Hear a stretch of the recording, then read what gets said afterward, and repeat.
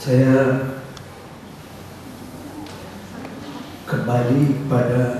ingin kembali kepada sejarah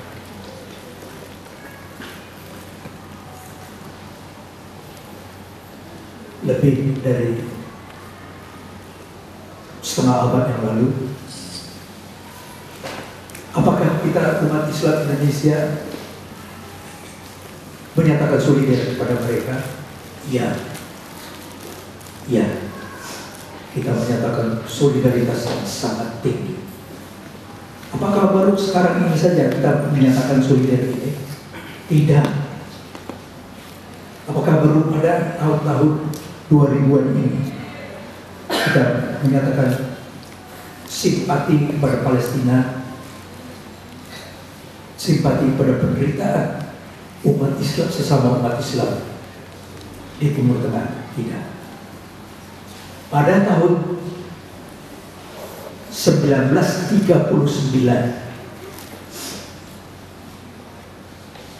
6 tahun sebelum proklamasi kemerdekaan Indonesia, seorang penyair besar Indonesia telah menulis puisi mengenai Palestina.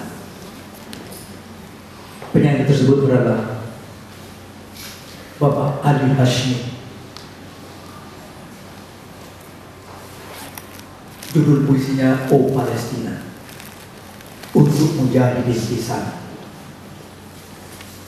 Terlayang kabar di angin selayang, berita tabah Baitul Muqaddas, kami mendengar cemas dan bimbang, hati di dalam kembang dan ketis. Tampak bayangan di awan petang, gambar nasibmu Palestina, kami memandang ibadah sayang, semangat di dalam bergelora. Di antara hembusan rayu-rayu setara desiran ombak di pasir, terdengar keluh ratapan putra menangisi suratan takdir. Kami merasa yang Tuhan rasa. Kami menanggung yang Tuhan tanggung. Kita bersaudara dalam agama, kita senasib, kita sekutu. Tanah kalian di sana, tanah kami di sini. Tetapi dalam batin saudara kandung, biar jauh berlaunan negeri, mata bencana kami menanggung. Dari jauh kami doakan, bahagialah engkau Palestina, rahmat bantuan Tuhan limpahkan, kemenangan sejati segera menjerit. Pada tahun berapa Ali Hashmi menulis puisi ini? Beliau menulis ini 74 tahun yang lalu, pada tahun 1939.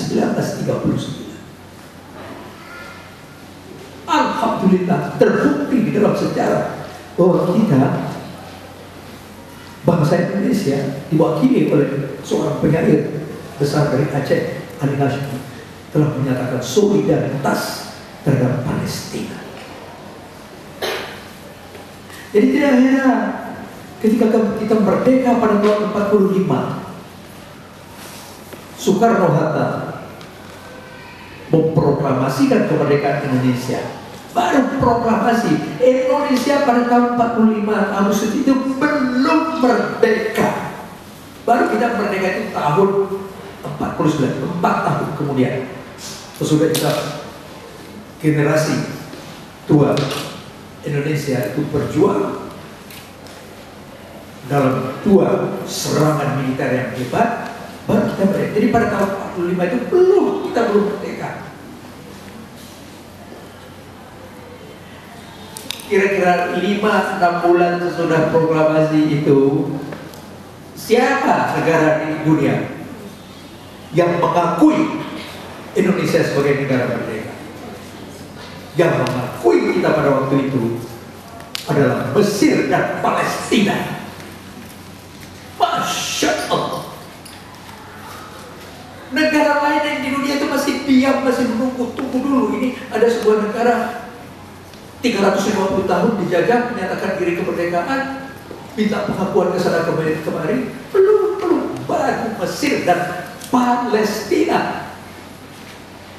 Jadi kalau Palestina seperti sekarang dihajar oleh Israel, dibantu oleh Amerika, kita harus menyatakan solidaritas, kita harus. Dan kita sudah mengatakan, ada serombongan dokter-dokter Indonesia hebat, berani pergi ke Gaza, mendirikan rumah sakit di sana, mencari uang ke sana kemari dengan susah payah. Sudah berdiri, rumah sakit itu belum berfungsi sekarang karena alat-alatnya belum lengkap, tetapi sudah ada. Itu dilakukan oleh serombongan dokter-dokter Indonesia yang dipimpin oleh Dr. Yose Rizal. Alhamdulillah. Nah, kemudian 25 tahun yang lalu saya tulis puisi ini, judulnya Palestina. Bagaimana bisa aku melupakan?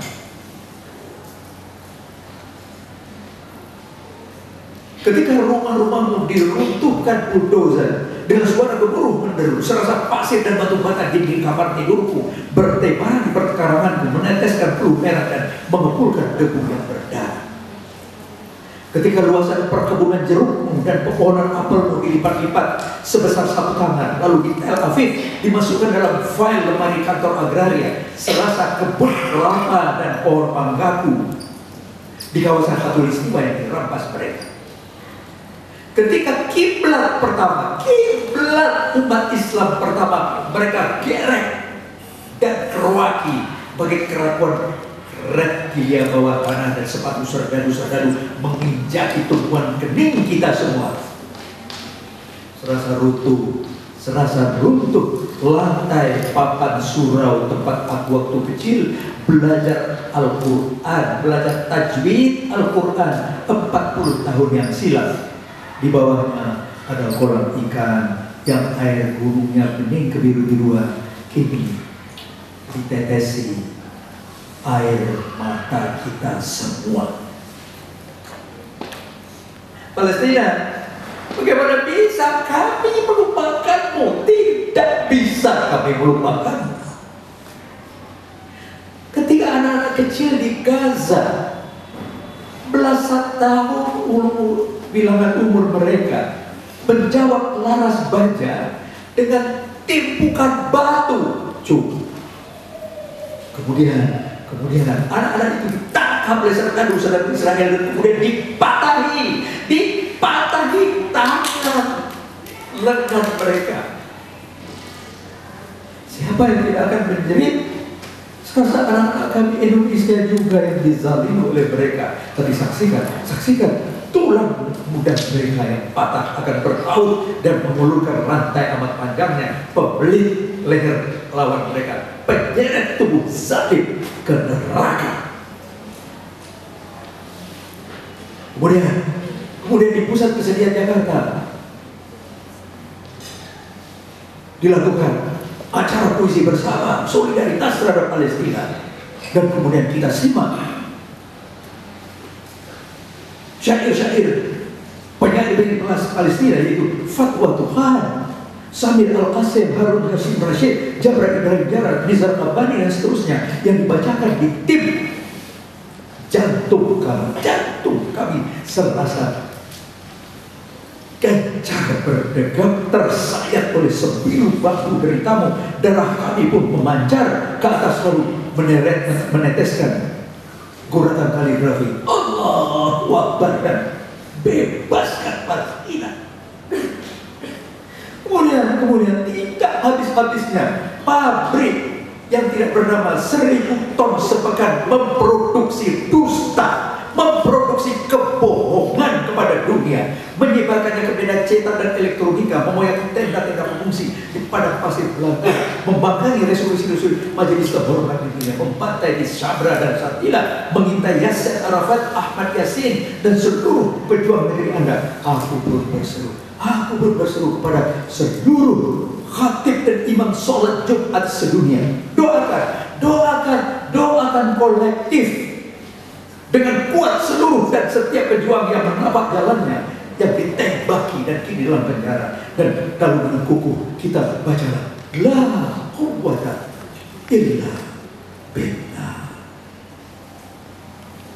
Palestina, Palestina, bagaimana bisa kami melupakanmu? Tanah kami jauh, jauh tanah kami, tanah Indonesia jauh. Bila diukur kilometernya beribu-ribu, tapi azan dari Masjidil Aqsa yang merdu serasa terngiang-ngiang di telinga kami semua.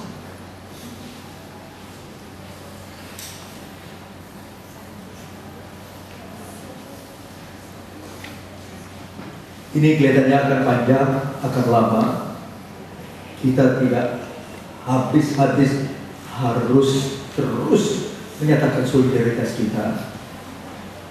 Solidaritas ini sudah dirintis oleh penyair Ali Hashmi pada tahun 1939, 6 tahun sebelum kemerdekaan Indonesia. Dan kemudian pada waktu tahun kemerdekaan Indonesia baru berumur 6-7 bulan, negara yang pertama menyatakan ya Indonesia kami akui sebagai negara merdeka itu adalah Mesir dan Palestina.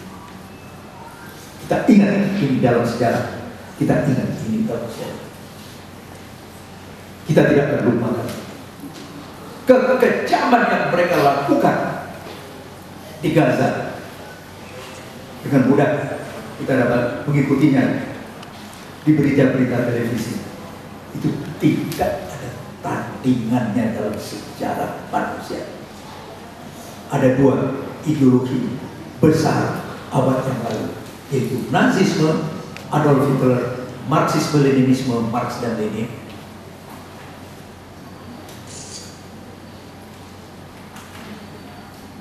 Nazisme membunuh 30 juta orang dalam 12 tahun. Komunisme membunuh 120 juta orang dalam 74 tahun. Israel di Gaza tadi disebut oleh Sekjen FLP, sebuah kalimat dari saya bahwa FLP itu adalah anugerah untuk Indonesia. Kemudian ditanyakan lagi kenapa. Pada waktu itu sebenarnya sudah saya jelaskan, saya ulang lagi. Para anggota FLP yang saya cintai,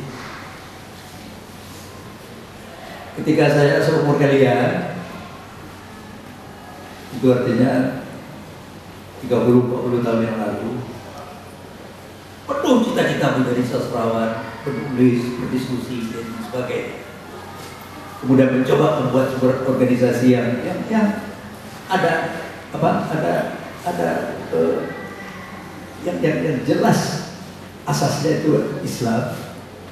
Gagal. Kami tidak mampu membuat organisasi penulis-penulis muda Islam. Ada yang berdiri tapi gagal, mati, berdiri mati.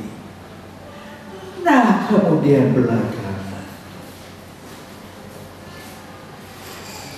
Helvi dengan kawan-kawannya membuat forum lintas pena, kemudian bertumbuh, anggotanya berpuluh-puluh, beratus-ratus, bahkan lebih dari 1000, beribu-ribu, dan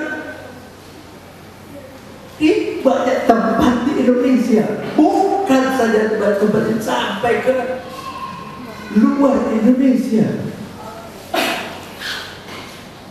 Dan saya sampai diundang untuk menghadiri peluncuran buku FLP di Hong Kong. Siapa yang menulis itu? Mereka anggota-anggota FLP yang mencari hidup, yang mencari rezekinya di rantau orang. Itulah. Nah, ini saya sampaikan kepada Afran.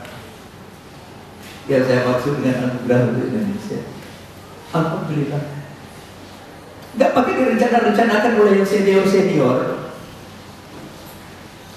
Kemudian berdiri FLP dan kemudian bersemangat, kemudian menulis dan terbukti karya-karyanya banyak. Alhamdulillah. Ini betul-betul anugerah untuk Indonesia. Kami yang senior-senior mencoba melakukannya itu gagal. Itu salah satu sebab kenapa dalam kumpulan puisi saya sebut judulnya Malu Aku Jadi Orang Indonesia. Banyak yang mengkritik, kok malu jadi orang Indonesia? Jadi orang Indonesia bangga dong. Jangan pakai kata bangga. Bangga itu cuma satu langkah jaraknya dari takabur, dari sombong. Bersyukur jadi orang Indonesia. Tapi mengenai masalah malu, ya kemudian bertanya, kenapa malu? Nah, kenapa malu saya jadi orang Indonesia? Karena saya dengan kawan-kawan pernah ditindas dulu pada zaman Orde Lama, dan kemudian Orde tidak kuat menahan itu dan kemudian melawan, dan kemudian akhirnya babak belur. Tapi akhirnya Orde Lama jatuh, naik Orde Baru itu bagusnya cuma 2-3 tahun, sesudah itu jadi seperti Orde Lama lagi. Nah, saya menerbitkan buku puisi saya, dan kemudian saya tulislah dalam kumpulan puisi saya mencoba merubah situasi itu, tidak berhasil. Karena itu saya malu. Nah, kemudian di sisi itu ada satu kegembiraan. Kok penulis-penulis muda jauh lebih yang ukurannya mula-mula seperti adik bagi saya, tapi akhirnya anak pada tahun 49. Jadi ini cerita 65 tahun yang lalu. Pada suatu pagi di bulan Januari tahun 49, pada waktu itu masa agresi kedua. Agresi itu maknanya Belanda membom Indonesia, menyerbu daerah-daerah di Indonesia, mencoba merampas kembali apa yang sudah hilang di tangan mereka tahun 45.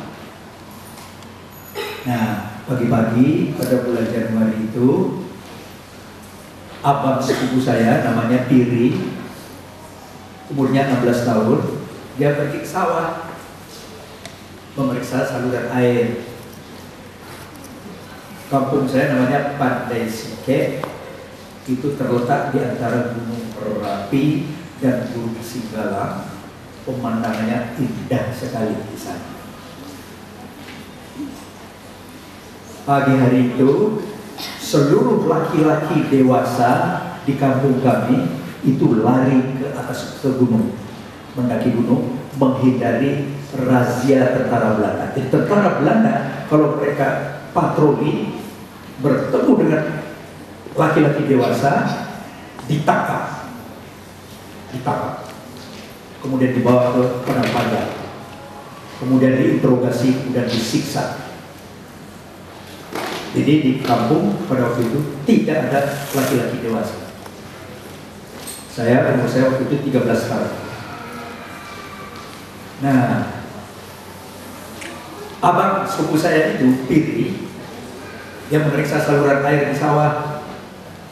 Apakah sawah kami airnya masuk seperti semestinya?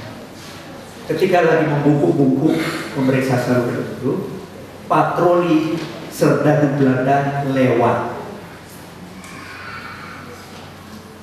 Satu regu 15-20 orang bersenjata, dan kemudian dia lihat di hamparan sawah yang luas itu kosong, sunyi, sepi, tidak ada orang.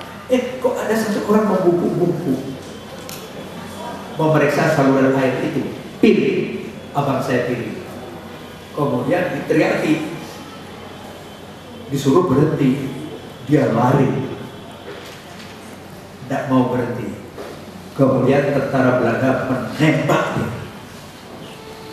menembaknya, tersungkur jatuh. Kemudian patroli Belanda meninggalkan kampung. Kemudian sesudah mendengar ada tembakan itu, nenek saya, kemudian tante saya pergi ke sawah mencari di mana yang ditembak ini siapa itu. Jangan-jangan si Kiri. Ternyata betul dia sudah tergeletak di sawah. Kemudian dengan susah payah diangkat, dibawa ke rumah nenek saya, ditaruh di tengah rumah. Dia sudah meninggal, berdarah-darah. 5 kali sehari kita menghadap Allah. 5 kali sehari kita rukuk dan sujud di depan sebuah sajadah, yang kalau sajadah itu dibuat sepanjang langkah-langkah kita di dunia, maka sajadah itu alangkah panjang. Puisi saja judulnya Sajadah Panjang. Ada sajadah panjang terbentang dari kaki buaya sampai ke tepi kuburan hamba. Kuburan hamba bila kelak mati. Ada sajadah panjang terbentang, hamba tunduk dan sujud di atas sajadah yang panjang ini, diselingi sekedar interupsi. Mencari rezeki, mencari ilmu, mengukur jalanan seharian. Begitu terdengar suara azan, kembali tersungkur hamba. Ada sajadah panjang terbentang, hamba tunduk dan rukuk. Kita tunduk dan rukuk. Kita sujud, kita sujud, kita sujud. Tidak lepas-lepas kening kita mengingat Dikau sepenuh-penuh.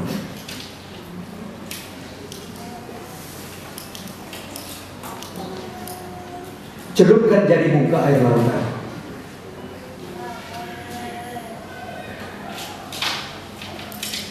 Ada seorang sahabat bertanya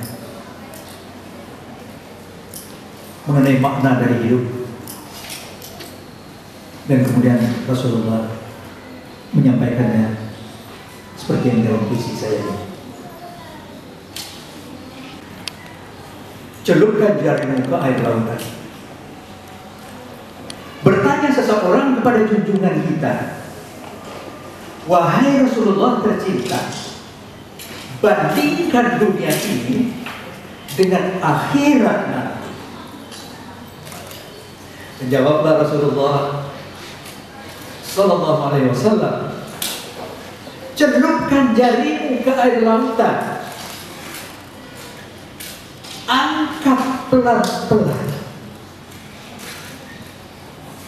air yang menetes dari ujung jarimu. Itulah dunia seisinya. Air yang selebihnya di lautan, air yang tersebar di seluruh samudera, itulah akhirat nanti. Wahai alangkah kecil arti dunia, wahai alangkah kerdil makna dunia, wahai alangkah remeh arti dunia. Wahai alangkah wahai kecil artinya dunia. Walaupun kecil, apa yang kita lakukan di dunia harus kita lakukan sebaik-baik. Yang mengejar akhirat mendapat akhirat dan dunia. Yang mengejar dunia cuma mendapat dunia.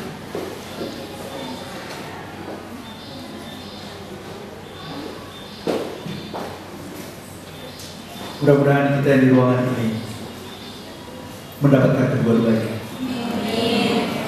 Mudah-mudahan keluarga kita di rumah mendapat kedua-duanya. Mudah-mudahan bangsa kita mendapat kedua-duanya. Mudah-mudahan umat Islam seluruh dunia mendapat kedua-duanya. Puisi terakhir. Ini mengenai adegan di akhirat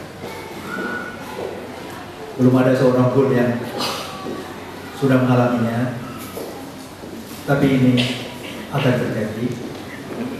Hari pengadilan,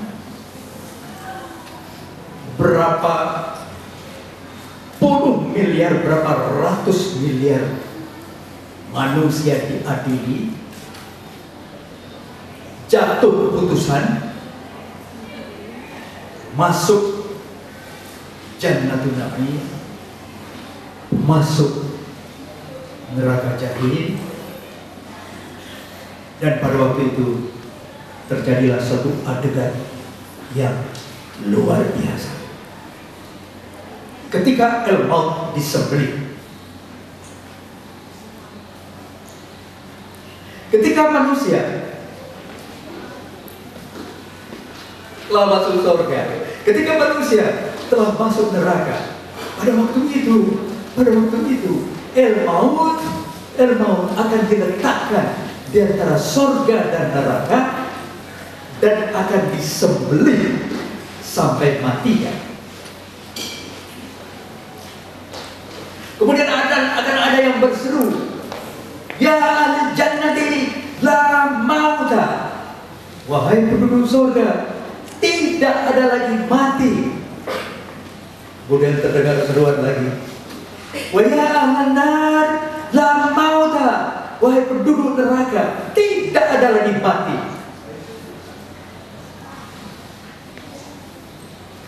Setelah Al-Maut tidak ada lagi mati, setelah Al-Maut sudah tidak ada lagi, maka penduduk surga hidup abadi, tidak mati-mati, bahagia luar biasa.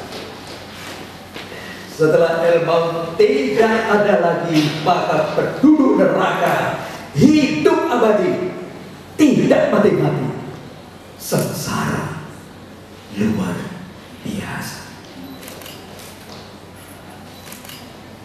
Rabbana ya Allah Tuhan,